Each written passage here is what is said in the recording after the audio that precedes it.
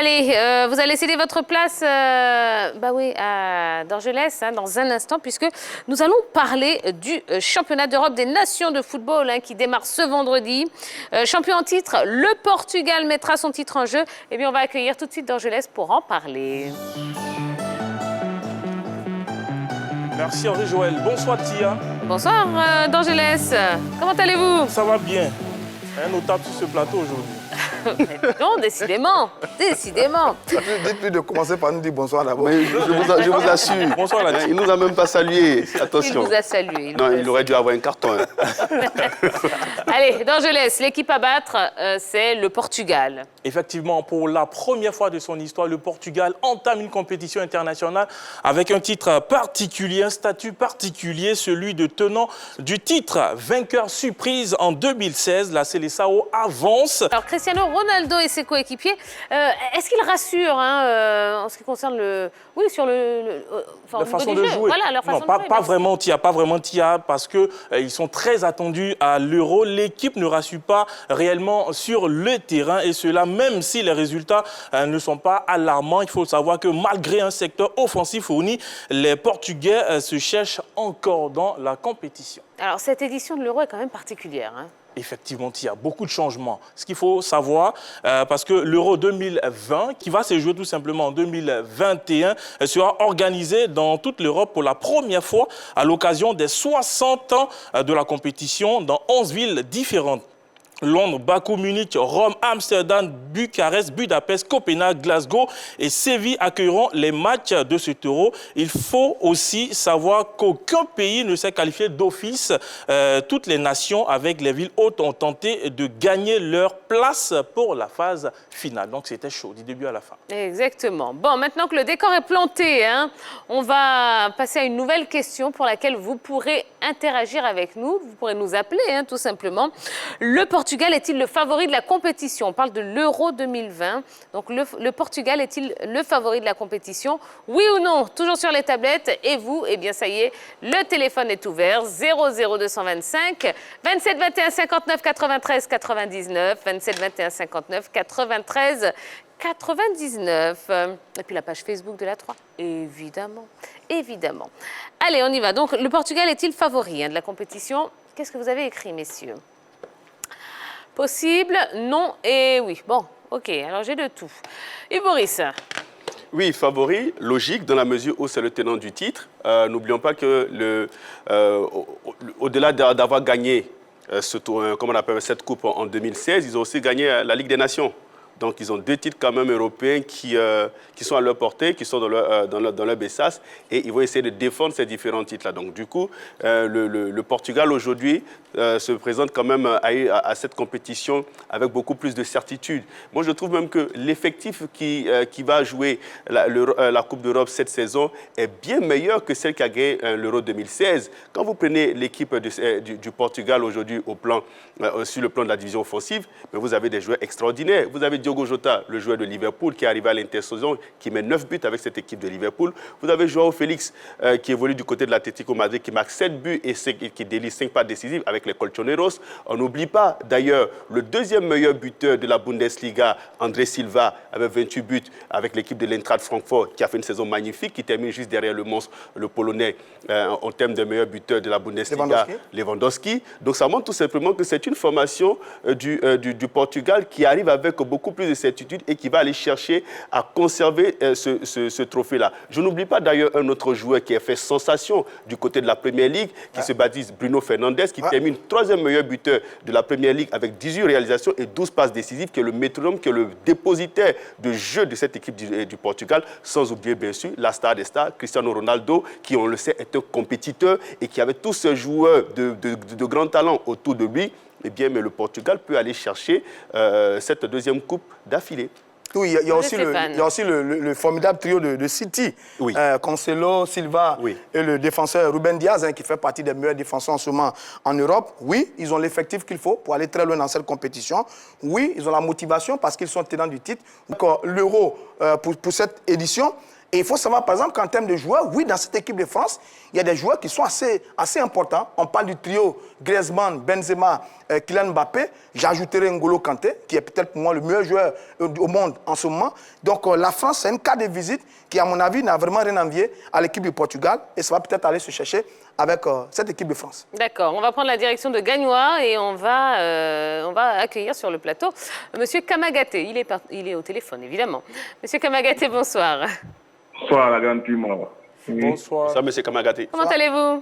Oui, ça va très bien, Gagnois, ça va très bien. D'accord. Alors, le Portugal est-il le favori de cette Euro 2020? Oui, il faut dire que le Portugal fait partie des favoris, mais l'équipe que tout le monde doit craindre, c'est la France, sincèrement. Avec une attaque de feu, composée de Griezmann, Mbappé et surtout les retours de Benzema, ce qui vraiment donne la France comme partant pour rapporter ce trophée. Mais il faut dire aussi qu'il y a beaucoup d'équipes aussi à l'Angleterre, il y a quand même beaucoup d'équipes, quoi. Je vois l'Angleterre et puis l'Allemagne qui est en train de former une nouvelle équipe là avec des bons joueurs, mais je trouve que la France est parmi les favoris. Le Portugal peut faire partie des favoris, mais il faut compter sur cette équipe de la France qui a vraiment une attaque de feu.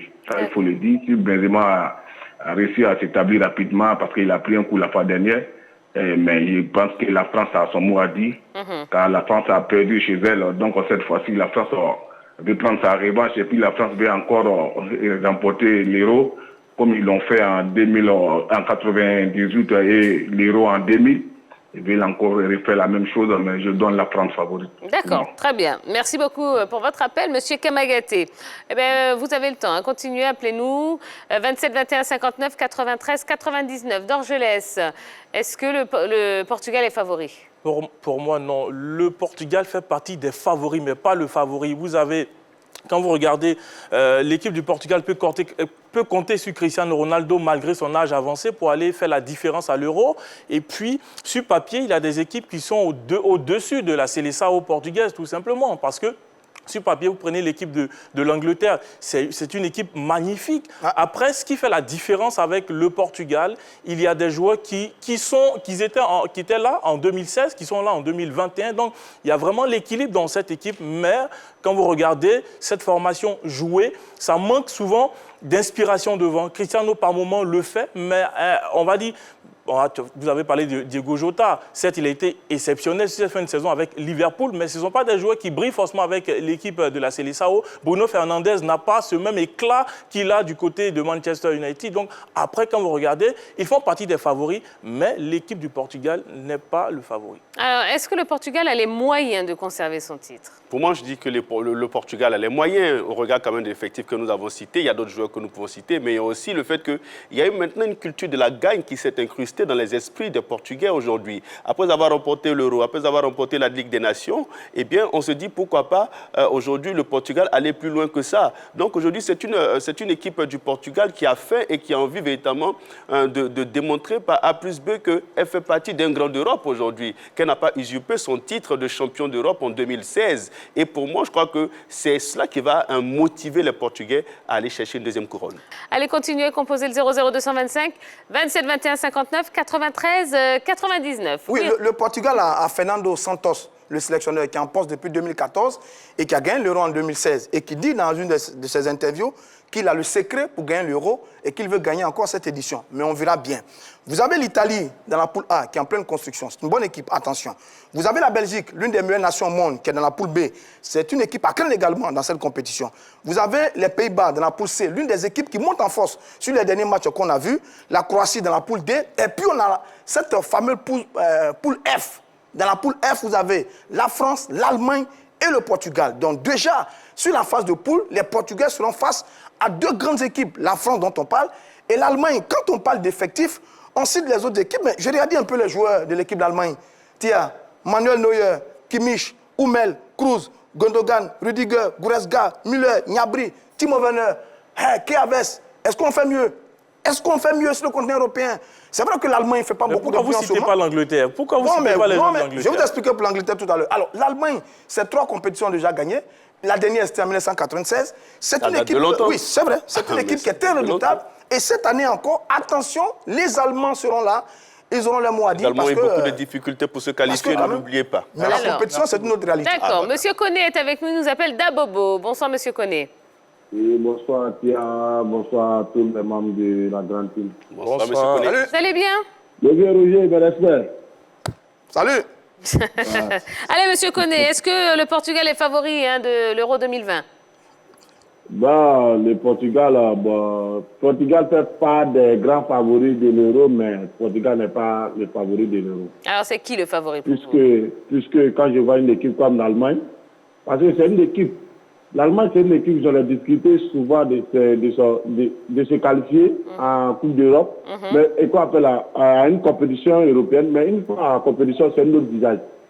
Et il y a aussi la France qui est là. Quand ils regardent des joueurs comme les N'Golo Kanté, des Pogba, et comment on appelle ça là? Bon, un peu tout, un peu... Ah, bon, ok. Tiens, moi, on me parle de la France. C'est vrai que la France est un effectif exceptionnel qu'on nous présente. Mais j'ai remarqué que lorsque la France est présentée comme favori d'une compétition, elle ne la gagne pas. Je me rappelle bien en 2002, lors de la Coupe du Monde, avec cet effectif pléthorique que la France avait, surtout avec les joueurs qui étaient véritablement, je veux dire, au sommet de leur art, on a vu que la France a traversé cette Coupe du Monde 2002. Ouais, il venait de la gagner en 98. Mais écoutez, mais qu'est-ce qui empêche? Puis après, c'était compliqué. Zidane n'était pas au top. C'est même blessé. Hormis Zidane. Moi, je ne suis pas d'accord quand vous dites que la France était favorite. Je ne suis pas forcément d'accord Mais bien avec sûr, vous. parce que la France était tenante du titre, Et quand même. alors? En 98, la France Elle gagne. En 2002? Non, la France gagne en 98, la Coupe du Monde. En 2000, ils gagnent l'Euro. En 2002, ils sont les super favoris de la compétition. Tout le monde les voyait en train de remporter cette Coupe du Monde 2002. Mais malheureusement, ils ont traversé. Vous me dites que Zidane n'était pas là. Mais on avait Thierry Henry, qui était en ce moment précis le meilleur buteur du côté de l'Angleterre, qui était présent. Vous avez David Trezeguet, qui était à maturité. Vous avez pas mal de joueurs, les Patrick Vieira et consorts, qui étaient tous à maturité, mais qui ont tous traversé cette Coupe du Monde. Donc je dis attention à l'équipe de France qui regorge d'un effectif mais magnifique. Mais très souvent, ça ne réussit pas toujours à cette équipe de France lorsqu'elle est présentée comme favorite. Ça s'est vérifié à l'Euro 2016. L'équipe n'a pas gagné l'Euro. D'accord. Monsieur Ligali, qui nous appelle de Koumassi. Bonsoir, Monsieur Ligali. Bonsoir. Comment allez-vous, Monsieur Ligali? Ouais, ça va, et chez vous? Oh, ça va bien, merci. Allez, on parle de l'Euro 2020. Est-ce que le Portugal est le favori de la compétition? Bon, à mon avis, je pense que le Portugal n'est pas favori. Je pense que l'équipe de la Belgique est une très bonne équipe. Et je pense que avec ses attaquants comme Romelu Lukaku, Eden Hazard et Kevin De Bruyne, je pense qu'ils peuvent arriver à remporter l'Euro de cette année-ci. D'accord, donc c'est la Belgique. Donc je ne vois pas le Portugal remporter. Ok, d'accord. Merci beaucoup, merci pour votre appel. Alors, D'Angeles, on va regarder les différents groupes de cet Euro. Effectivement, groupe A, Tia, vous avez la Suisse, Pays de Galles, Turquie, Italie. Groupe B, Belgique, Russie, Danemark, Finlande. Groupe C, Ukraine, Autriche, Macédoine du Nord, Pays-Bas. Groupe D, Croatie, Angleterre, République tchèque, Écosse. Groupe E, Suède, Espagne, Pologne, Slovaquie. Groupe F, le groupe de la mort, la France, l'Allemagne, Hongrie et puis le Portugal. D'accord. Alors... je vais répondre à Boris Ver sur l'exemple de la France. Allez-y. Oui, mais parce que en 98, c'est vrai que... je dis les pays enchaînent difficilement. Il faut bien comprendre, enchaînent difficilement. 98, le mondial. 2000, l'Euro. 2002, ça devenait un peu trop compliqué. Zidane se blesse très tôt. La France est éliminée au premier tour. Il perd d'ailleurs contre le Sénégal. C'est le même exemple avec le Brésil. 58, le Brésil gagne le mondial. 62, il gagne le mondial. En 66, Pelé se blesse. Le Brésil est éliminé. Donc, les équipes ont du mal à enchaîner. Donc ça, attention. Mais cette année, quand même, quand on regarde le 11 entrant de l'équipe de France, mais vraiment sur papier, avec le retour de Karim Benzema, ça fait très, très fort. Maintenant, il y a une équipe dont on ne parle pas beaucoup, qui est l'équipe de l'Angleterre, qui également a un très bon groupe. Mais cette équipe d'Angleterre, elle passe très souvent à côté de ce type de compétition. Elle gagne une seule Coupe du Monde. C'était en 1966 avec Bobby Charlton. Et puis après, elle n'a jamais gagné l'Euro. Elle n'a jamais disputé de finale. Elle a toujours une génération formidable. Je me souviens de la génération de David Beckham et autres Paul Scholes. Un peu plus tard, les Steven Gerrard et autres n'ont pas gagné. Donc cette année, à mon avis, les Sterling et autres vont avoir du mal. Et peut-être, on ne sait-on jamais, ça pourrait être la compétition de l'Angleterre, mais il faut savoir que l'Angleterre a toujours déçu dans ce type de compétition. D'accord. Yao Séraphin est avec nous. Bonsoir. Bonsoir, madame. Comment allez-vous? Ouais, ça va un peu, madame. D'accord. Vous nous appelez d'où? Je vous appelle de Tambi. Tangbi. Ouais. C'est où ça? Oh. Ah, C'est où ça, Tangbi? Tambi, c'est dans la région de Bondoukou, 36 km de Bondoukou. D'accord, très bien. Alors, est-ce que le Portugal est le favori de l'Euro 2020? Le Portugal, non, je ne pense pas. Mhm. Il y a la France, Oui, il y a l'Angleterre, oui. et puis la Belgique. France, Angleterre, Belgique pour vous. Oh, voilà, surtout la Belgique. D'accord. Ouais. Ok. L'équipe favorite, c'est la Belgique. La Belgique pour vous. Ouais, la D'accord. Belgique joue la finale et la France. Ah, France-Belgique en finale. Bon, ça, c'est votre pronostic. Ah ben, très bien. Eh bien, merci beaucoup, monsieur Yao. Voilà. Alors, donc, après avoir vu donc, la composition des poules, ben, on va parler, oui, effectivement, de vos favoris. Allez, on va faire un petit tour de table. Il nous reste moins d'une minute. je vais aller chercher France-Allemagne, entre les deux. La France et l'Allemagne. Et l'Allemagne, oui. D'accord. Oh, difficile, mais Portugal, Angleterre, et puis j'ai envie de parier quand même un peu sur l'Italie. On n'en parle pas beaucoup, mais la Squadra, c'est une équipe redoutable en compétition. Il y a longtemps qu'elle n'a pas gagné l'Euro. Ils n'ont plus de joueurs redoutables. Ils n'ont plus de joueurs redoutables. Ils n'ont plus de joueurs redoutables, mais ils ont un collectif et puis ils ont un passé, ils ont un vécu avec cette compétition. Et la Squadra Azzurra, quand elle se retrouve dans de telles compétitions, elle se transforme, elle se transcende. Et des joueurs de grand talent peuvent naître dans cette compétition. Ils ont cette culture-là aussi. Attention à l'équipe d'Italie. C'est possible, parce que lors des qualifs, c'est 10 matchs, c'est 10 victoires, 37 buts marqués pour l'équipe de la Squadra Azzurra. Ça pour dire qu'il y a la qualité dedans. Moi, je vois le Portugal, parce que quand vous regardez la génération en 2016 et 2021, il y a 8 joueurs qui sont restés dans l'ossature de la formation de la Seleção, 8 joueurs qui sont restés, qui ont évolué, qui sont des joueurs cadres au niveau de leur sélection. Et puis en club aussi, vous avez le gardien Anthony Lopez qui était là, vous avez Rui Patricio en défense, José Fonte, Pepe sont encore là, Guerrero, et puis en attaque, vous avez ce grand monsieur là, Cristiano Ronaldo. Donc on a essayé de garder la colonne vertébrale de 2016, et puis les joueurs vont essayer de graviter autour, Joao Félix, Diogo Jota. Attention à cette formation du Portugal. Et puis, quand même, on peut parler de l'Angleterre. Pour moi, l'Angleterre pas favori de cette compétition. Eh bien, très bien. Merci beaucoup, messieurs. Merci pour toutes ces informations. Je vous en prie.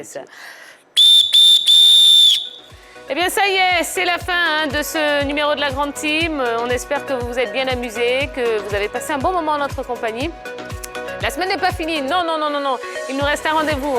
Comme tous les vendredis, nous recevrons un artiste pour partager sa passion pour le sport et puis apprendre encore pas mal de choses puisque l'actualité sportive ne cesse de bouger. Donc nous, on sera là, même heure, même endroit, 20h30 sur la 3 pour en parler avec vous. Allez, à demain, bonne soirée à tous, bisous, bisous, bye bye.